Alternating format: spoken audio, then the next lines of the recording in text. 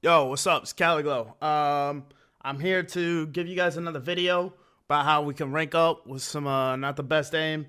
And today's video is going to be really elaborating on how shooting through smokes and walls can really just get you the most insane kills you've ever seen. All these clips are like some of the funniest things ever. And all this happened literally within like 2 days. So this is about to be great. All right, let's get this on the press. Let's get steam rolling. Roll it! Alright, getting into this first clip, we got me. I'm rotating over from B to A because I hear there's a bunch of people going crazy over on A main. They tricked us, they duped us for the last time. They thought they were going B. So they're gonna get plant down. I'm gonna try and hold this cross, spray right here, see if I can get some free damage. Some people like re-peeking, but then I'm gonna see that they're playing in A main, so I'm gonna push up here, right? My teammate's right behind me. And I'm gonna hold up front here. He scared the shit out of me. I thought he was my an enemy. I'm gonna molly the right side. He smokes this. I'm just gonna start spraying left because they're not gonna be on the right side.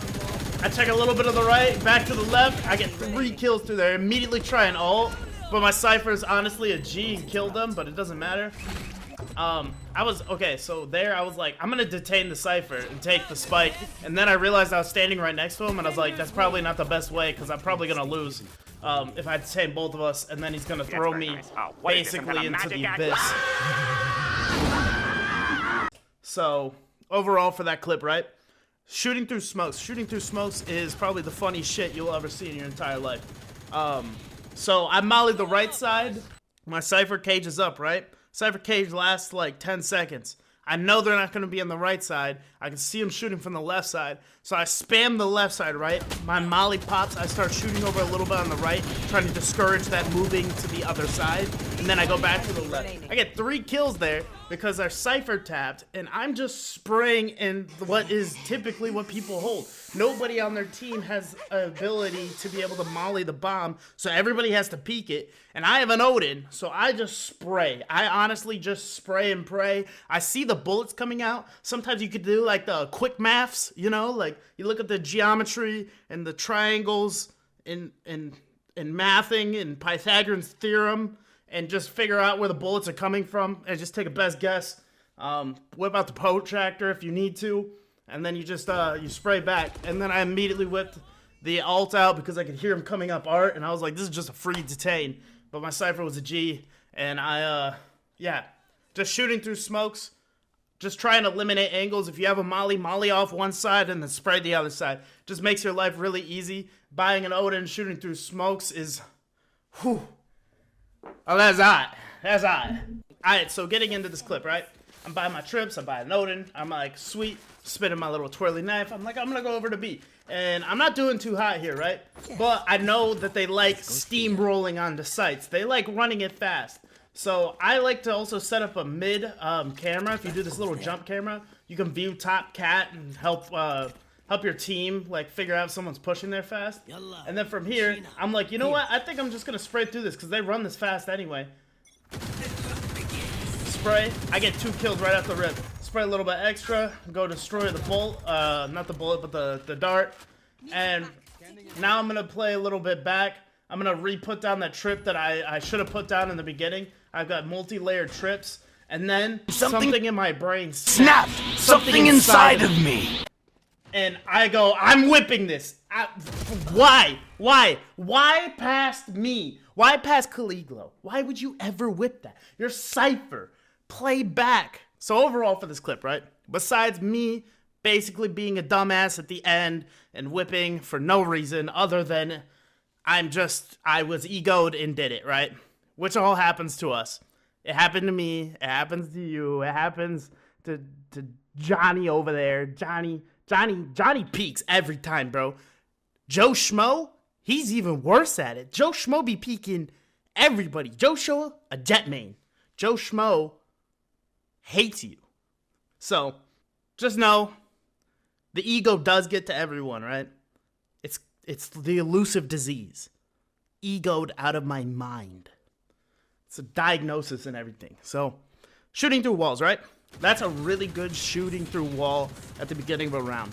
On Ascent, that one, super common, right? But sometimes it's nice to hold on to that kind of information, that you know that information, for a while, right? I'd never done it before, ever in that entire game, right? Never shot through the B main, because I was able to handle it as Cypher, and typically Cypher, I don't buy the Odin all that much, right?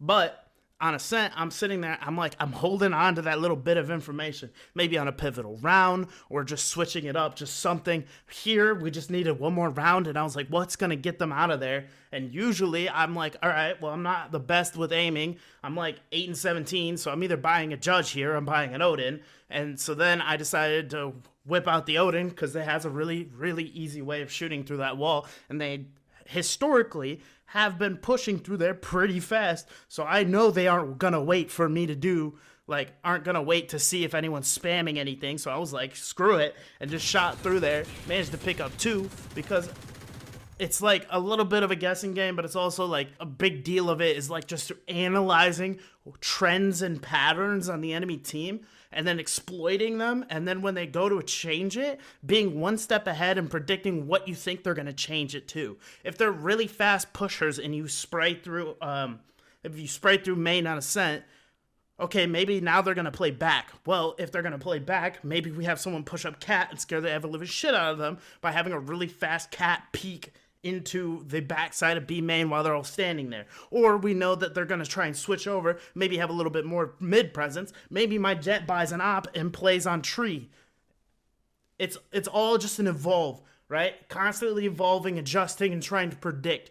Being able to predict a little bit more accurately what you think the enemy team is going to do can help you plan and plan a little bit better in order to do it, right? This is where I'd like to introduce you really quickly to the concept of the 7 Ps, right? Proper prior planning prevents piss poor performance. Plan ahead, and you won't play that bad. Okay, getting into this clip, I'm over here, I'll get my quick buy. I'm going to go play mid, right? Because they've been, just last round, I got a 4K, and they were all coming mid. I didn't really choose that one because I hit some really lucky shots that honestly, I don't feel like better dictates the concepts that I'm trying to get across, right? Sometimes you just pop off with aim, but this isn't what this really, this series is about, okay? So, immediately, I hear that something might be happening over at B. And then I start hearing a bunch of gunfire, so I smoke off mid, right? I'm gonna blind it immediately, shoot just common angles. Common angles are really good. Shoot again from a different angle. Yep, I'm just gonna keep picking it. They're afraid to shoot now. Okay, now we ego, right? We follow up our raise. Our raise is doing something, I go to trader, boom. Our Sage dies, I go to trader. I die, but we still got 2 more alive, right? And they clutch out the round by basically bullying her. But overall for this clip, right? Shooting through smokes can be really easy because I feel like a lot of lower elo players shoot in the middle of the smoke. Don't shoot in the middle of the smoke unless that is a common angle, okay? Every smoke has common places where people like to play, right? For instance, that smoke in particular, there's a cubby to the right, and there's the initial peeking angle, right? So I'm shooting slightly outside of the cubby because I know people like to hide in that cubby when things start going bad. And you know when things start going bad? When you blind them. So I paranoia them. They're going to dip out into the cubby, and then when they start coming out, that's when I start shooting. Or when they start pushing into the cubby, I start shooting. So I paranoia in order to get people playing around those common angles that somebody's going to go to hide when they get flashed. Really easy way of getting up some picks or procrastinating a push long enough in order for your team to converge and be able to hold that push, right? Or you can just deter them from wanting to go at all. Maybe they had a really good plan, like they wanted multiple people. They wanted a raise to blast Satchel in with a sky flash or something like that, right?